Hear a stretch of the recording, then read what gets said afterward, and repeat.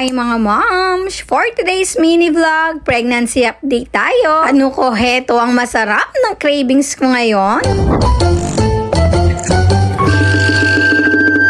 Pregnancy update. Heto na po, finally, nasa second trimester na tayo mga mom. Finally, heto na yung pinakahihintay ko, ang matapos sa pagsusuka. Kaya today, inaya ko si Sir Principal na kumain sa labas dahil nagkikrave ako ng masarap na seafood. Buti na lang, merong malapit na Crabs and Crack dito sa amin sa Apalit, Pampanga. Located ito sa may Jumbo Genera, Apalit, Pampanga. Dati ko pa kasi talagang gustong kumain dito. Dati ko pa talagang kinikrave ang kumain ng masarap na seafood dito. Kaya naman pagdating namin, agad na kaming umorder. Every time nga nakakain kayo dito sa Crabs and Cracks, minimake sure nila na malinis. Kaya naman binabalutan muna nila ang mga tables. At pagkatapos, nag-request nga ako kay Sir Principal na gusto ko siya yung magluto ng kakainin ko na seafood. Nuko, kakaiba talaga ang gusto ng mga buntis. Pero syempre, charot-charot lang yan. Pinakita lang namin sa inyo kung gaano kasarap at kung gaano kalinis ang pagluluto nila dito sa may Crabs and Crack. Ayan, heto na yung hinihintay ko na masarap na seafood platter nila. Hindi lang masarap na seafood platter ang ino-offer nila dito.